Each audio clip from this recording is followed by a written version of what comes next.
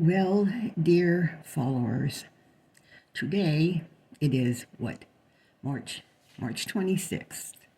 And I was compelled, motivated, if you will, to go down a path I have not been on in 12 years. No, longer than that. 14 years? 15 years.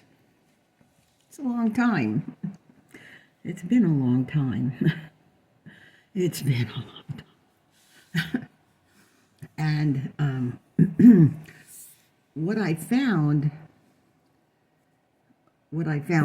just makes me sick. It makes me sick because I know that with all the hope Mike Gill has, there's no hope. There's no hope. Looking at the individuals, it goes way back to this fellow from a Christian university or college east of Cleveland who totally was a crook. And they're crooks. So Bill over there at the Dodge dealership is right. It's the way of the world.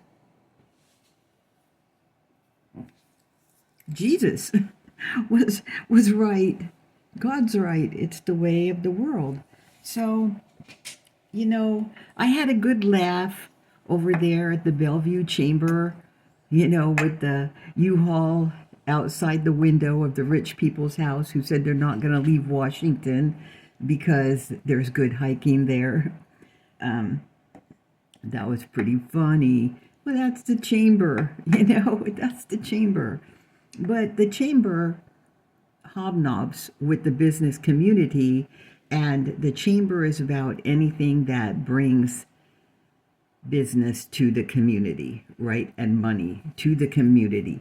So I'm looking at these things, and what I did is I went back to stay at home. And I started thinking about what went on while I worked there. Bernie didn't want me to go to work there. He wanted me to go to work at, what was their name? What was that jackass's name? I lose track of their names.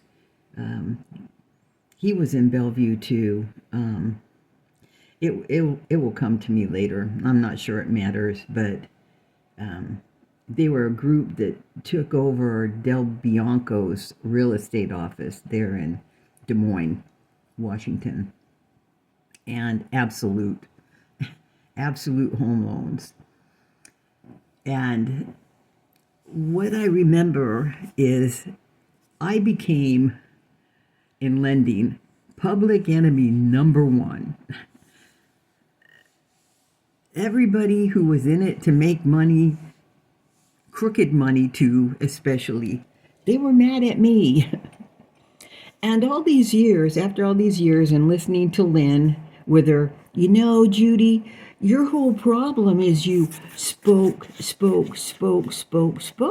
while she was drawing a little circle and making wheel spokes in it in front of Diane for a witness, I guess, to show off, I think, what a smart and connected person Lynn was, right? So I thought that was in 2010 over at Evergreen. And Lynn had taken over the place, or so she thought.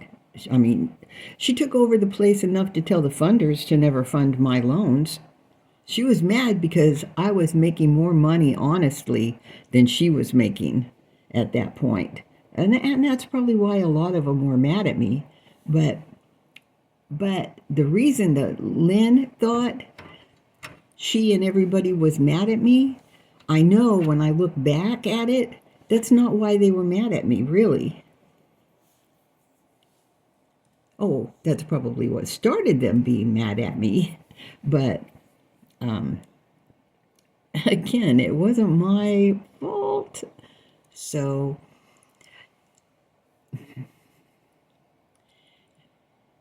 but looking back at it today, so I mean, I think I will still write in the shorts, because shorts gives me, in YouTube shorts, because shorts gives me a lot more letters that I can enter. So I think I am gonna go ahead and write the experience that I had in the Axia office that was cronies in 2000. What did I say? 2011. Yeah, Evergreen 2010, Staying Home Axia 2011, Absolute in 2012. And then that was the end of me.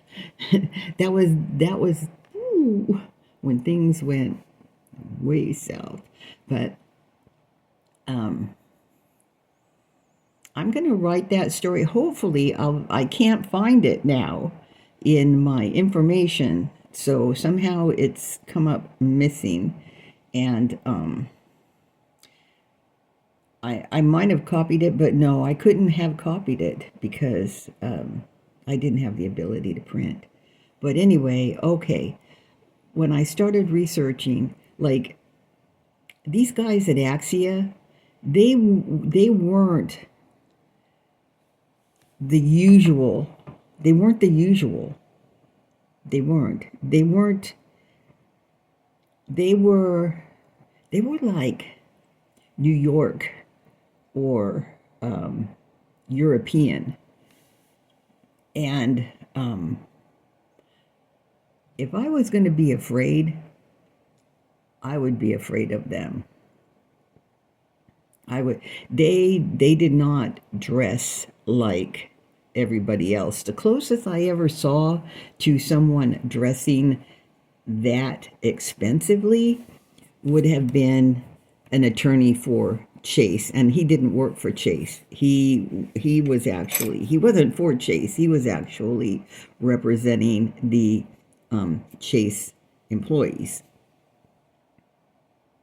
which was why everybody hated me too. As if I started that. But those kind of people don't really take responsibility for themselves anyway. We all know that. They blame people. They blame people. They kill people. You know, they don't kill them themselves. No, they have them killed. And then there's contractors who kill them. So usually when little people like me, if we do that, we get caught, right? Dr. Grande talks about them all the time. But when they're that high up, they don't get caught. They don't get caught. Period. So it's a lot different for people without than it is for people with. That's just how it is. But when I look back on my last experience in that office, if I was, those are scary men, okay? And they've totally changed the environment of that place. And what I saw at Absolute in 2012 was that all the mortgage companies, their lawyers were moving into LLCs. And out of like Delaware and I guess New Hampshire too.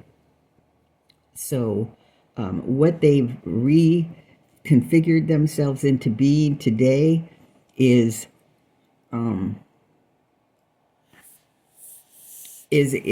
something that you can't even. And I thought that in 2012, I thought, you know what, they're constructing themselves so that they can never be held liable for the practices of their board of directors, because this kind of stuff comes down from the board of directors always. And so it was disheartening. The amount of corporatizing of everything, including the yacht clubs, the country clubs, the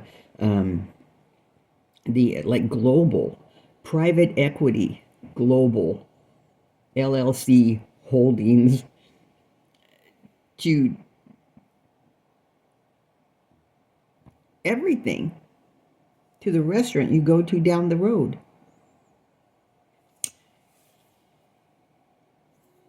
And how they move people in and out can be seen. And I don't know, he may not be alive today, he may sue me, but Marty Taylor sold his soul to them when he sold Stay at Home to them. And I had an experience with Marty in his office one day with my processor. And I was looking up languages this morning because I was called into the meeting with them. This was in Kirkland. I was driving. Marty is the guy who put Tom, the Catholic Rotary guy, as my partner. I did not need a partner. I did not need. And now I see that Tom was really a step into Axia for Marty. And they wanted my business because it was lean. It was so lean at that time. And underwriting was crawling all over us. Now Axia's got a woman there who spent years at the Federal Home Loan Board. Yeah. I mean, they ebb and flow, man. Anyway, they're always looking for a safe harbor, a safer and safer harbor. So anyway, when back in, it would have been 2011, 10, 11, see, LSI went out in 2009. Diane and I went to Evergreen, and she was there until the first part of 2010. I stayed until the middle of 2010. Then I went over to Stay at Home, and then they merged with Axia. Axia literally threw me out the door. So sending the restraining orders there really didn't do anything for my career at Axia, because they cut me out. When the office of Stay at Home moved into the Axia building in Bellevue, I was out. They didn't even give me a seat in the office. And that was the way it was for me at Absolute too. At first I had a desk in Absolute, and I was there about 2 months, and then they got wind, and I became an outside loan officer again. But they all wanted my business. Well, not really that chick at Absolute. She wanted to let me know she could have it if she wanted it. So, and anyway, it's so cutthroat. But I will try to rewrite what I wrote about my last experience that day. But anyway, back into the meeting in Marty's office. An attorney who did side work for them actually was starting to send me business. I think that was a little bit of it. See, people worked with me because they liked me.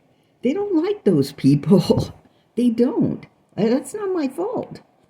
And Marty did me dirty with one of my credit unions. So dirty. I mean, the credit union director was like, he couldn't even believe what Marty was doing right in front of my eyeballs.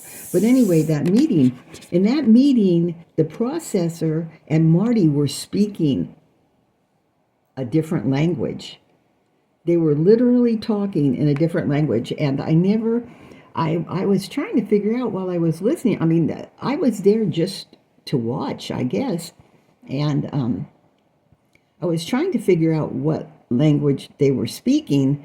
And then I never got a chance to even think about it again until just recently.